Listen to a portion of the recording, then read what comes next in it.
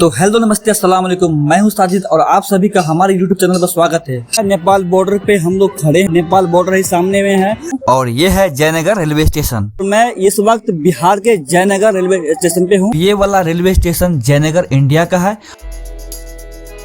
और ये वाला रेलवे स्टेशन जयनगर नेपाल का है। मेरे पीछे में इंडियन कस्टम ऑफिस है जहाँ पे सामानों की जाँच की जाती है।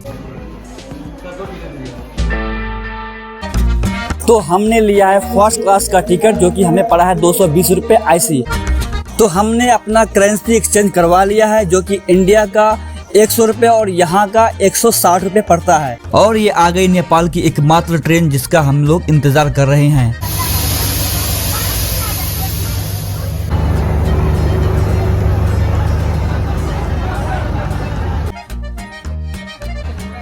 और अब हम लोग आ चुके हैं ट्रेन के अंदर और अपना सीट खोजने के बाद तो फिर मैंने अपना लगेज और अपना जैकेट ऊपर में रख दिया और फिर बैठ गया अपने सीट पर।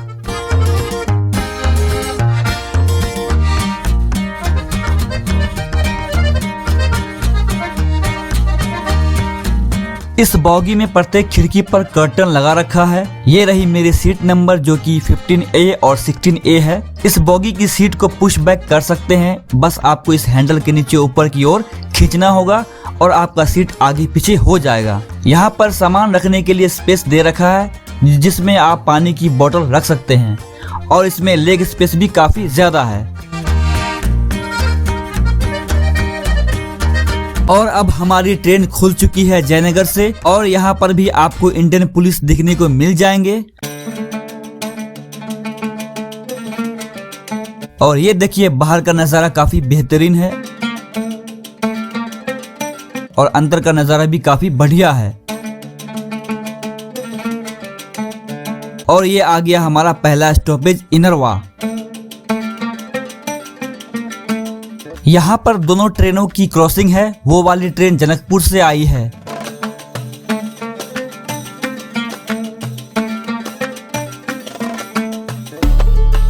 ये देख लो इस ट्रेन का बाथरूम जो कि डिसेंट है, पूरा इंडियन रेलवे की तरह है।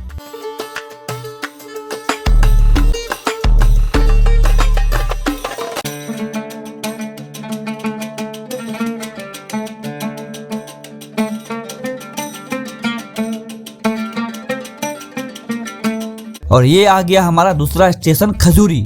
इस ट्रेन में डिस्प्ले भी लगा हुआ है जिसमें नेक्स्ट स्टेशन की जानकारी दी जाती है।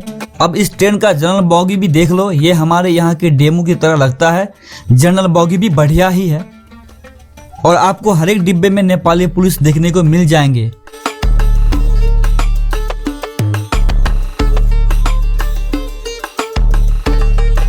और हमारा फाइनल डेस्टिनेशन आ चुका है। इस पे हाथ रखने से गेट खुलता है और फाइनली हम लोग उतर चुके हैं जनकपुर नेपाल में। तो फाइनली हम लोग जनकपुर पहुंच चुके हैं। ये रही नेपाली ट्रेन और ये रहा जनकपुर रेलवे स्टेशन। जयनगर से जनकपुर धाम आने के लिए तकरीबन 1.5 घंटा लगा यहाँ पे आने के लिए। हम लोगों को यहाँ पे एक होटल लेंगे और अब हम लोग जनकपुर रेलवे स्टेशन से बाहर आ चुके हैं। देख लो भीड़ यहाँ पर।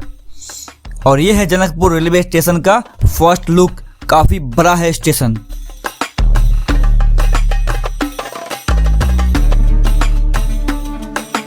तो ये है जनकपुर स्टेशन और यहाँ से आपको राइट तरफ से निकलना है और आपको यहीं से सभी जगह के लिए ई-रिक्शा मिल जाएगा। अगर आप जानकी मंदिर जाना चाहते हैं तो आपको 30 रुपये नेपाली में मिल जाएगा। तो अब मैं आ गया हूँ अपने होटल में और अब मैं आपको होटल का टूर करवाता हूँ। और इस रूम का हमें पड़ा है 1000 रुपये नेपाली, जो कि रूम के हिसाब से काफी महंगा है। ये रहा हमारा कमरा जो कि ठीक ठाक सा ही है। इसमें हमें एक बेड, एक रजाई, एक मच्छरदानी मिला है। तो आज हम लोग इस व्लॉग में आपको नेपाल के लोकल मार्केट को दिखाने वाले हैं, नेपाल के मार्ट को दिखाने वाले हैं। और आज हमारा नेपाल में पहला दिन है और आज मैं नेपाल के मार्केट को एक्सप्लोर करने वाला हूँ। और आप देख सकते हैं ये इलेक्ट्रिक कार और आज मैं इसी से मार्केट को एक्सप्लोर करने वाला हूँ। कार का लुक काफी बढ़िया लग रहा है। तो अब हम लोग निकल चुके हैं अपनी कार से मार्केट की ओर।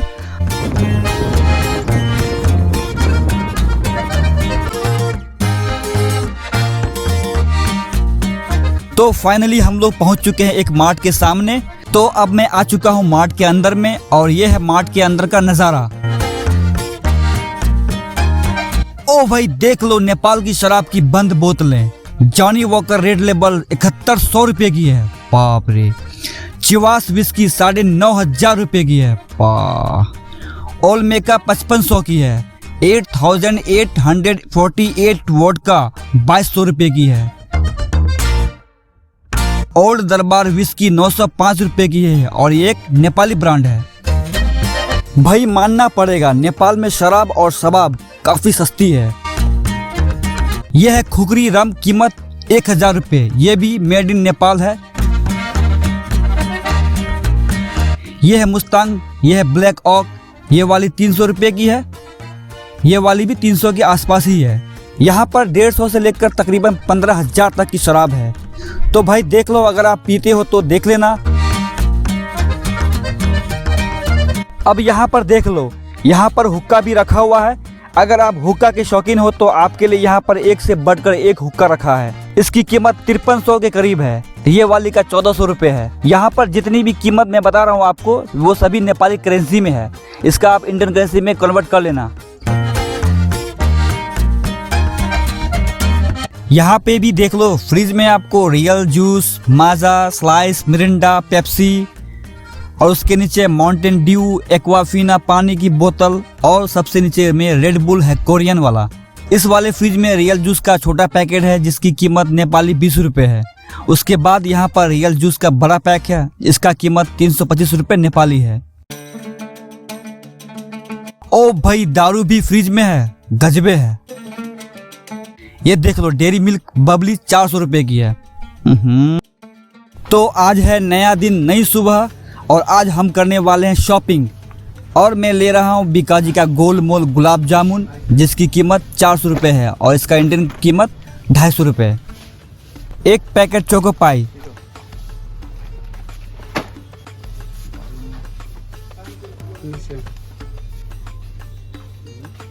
क्या पीस बोलेगा?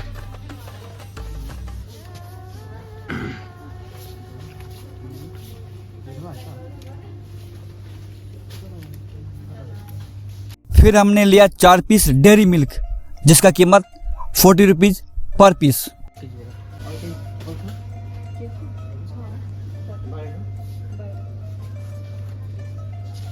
भाई ये मार्ट काफी बड़ा है और ये मार्ट किसी बड़े शहर में नहीं बल्कि एक छोटा सा शहर है। पूरा मार्ट घूमने और शॉपिंग होने के बाद अब जा रहा हूँ बिल पेमेंट करने के लिए। हमारी शॉपिंग तो हो गई। लो भाई आ गया काउंटर पर 7 सामान लेकर और हमारा बिल आया है 750 नेपाली रुपया, तकरीबन 500 रुपया इंडियन करेंसी। और शॉपिंग करने के बाद मैं आ गया हूँ बस में और आज इसी बस से मैं जाऊंगा अपने होटल में। देख लो नेपाल की बस तो काफी बढ़िया है, लग्जरियस बस है। तो अब हमें लगी है भूख, तो मैं जा रहा हूँ होटल खोजने के लिए। ये देख लो नेपाल का मार्केट देख लो यार, रात में और भी खूबसूरत हो जाता है। नेपाल में कपड़े बहुत ही अच्छे मिलते हैं और कपड़े और इलेक्ट्रॉनिक्स आइटम यहाँ पर बहुत ही सस्ते मिल जाते हैं।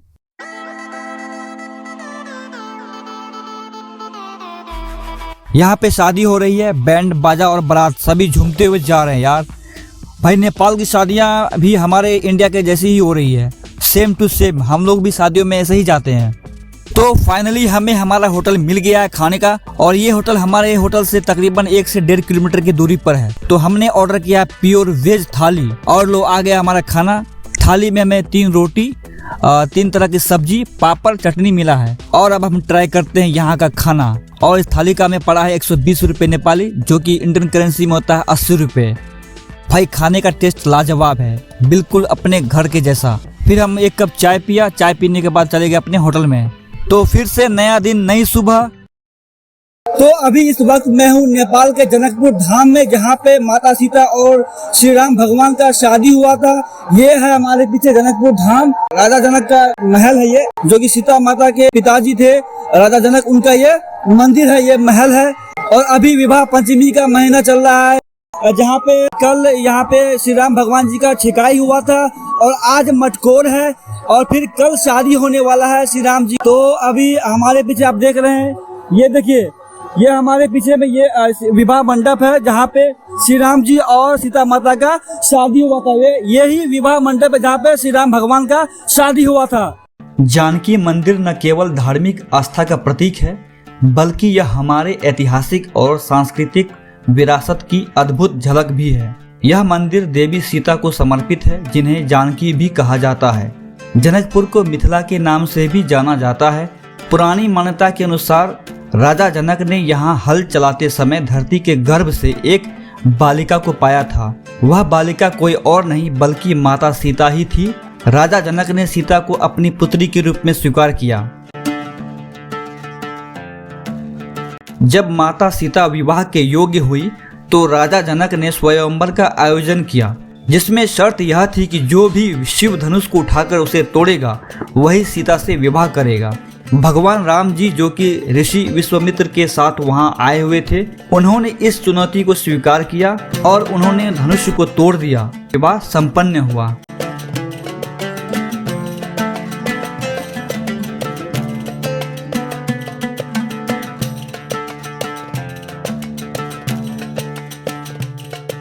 और यहाँ पर जो आप देख रहे हैं ये श्री राम जानकी विवाह मंडप है, जिसके अंदर जाने के लिए आपको नेपाली 10 रुपये का टिकट लेना पड़ेगा। फिर आप इस गेट से होकर सामने में बनी विवाह मंडप में जा पाएंगे, जहाँ पर श्री राम जानकी के विवाह को दर्शाया गया है।